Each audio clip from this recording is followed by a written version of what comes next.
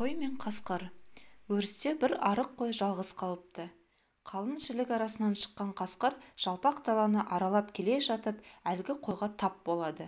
Қуанып кетіп, жергі асым, қайдан жүрсің? Іздеп таба алмаушы едім, бұйырған асым екенсің, аузыма өзің келіп түсіп тұрсың. Енді асықпай бір тояйын, дейді. Ажалым жетсе амал бар ма? дейді қой мұңайып. Бірақ өзің де мал танықшы едің ғой, қарашы түріме. Аузың толар етім жоқ, тұла бойым шандыр. Мені қайтесің, босат. Қойға барып, қозымды әкеліп берейін. Қозының бұлқылдақ жұмсақ етіне қызыққан қасқыр әлгі арық қойды босатып жібереді.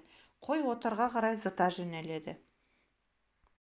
Қасқыр жұтынып қойып, қойды ұзақ күтеді. Сонан соң қой баласы момын, аңқау болушы еді. Сірә оны ешкі сұм аздырған шығар, барып көрейін деп жорта жөнеледі. Бір белеске шығып жан-жағына көз салса, қарсы алдында бір ешкі жүр екен. Сені іздеп келіп едім, деп қасқыр ешкіні бас салады. Атаңда, анаңды жақсы кісі еді, дейді ешкі жалбарынып. Қой тұрғанда мені қайтесің? Одан да мен билеп, сенің көңіліңді көтерейін. Ондай өнерің болса көрсет қане, дейді қасқыр. Онда босат мені, дейді ешкі лепіріп. Қасқыр босатып жібереді. Ешкі биік бір тасқа шығып алады. Қасқыр: қане биле енді, дейді.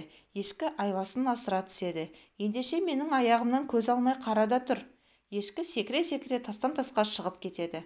Қасқыр ешкінің аяғына көз алмай отыра береді. Сол арада қойшы келіп қалып, қасқырды қуа жөнеліпті.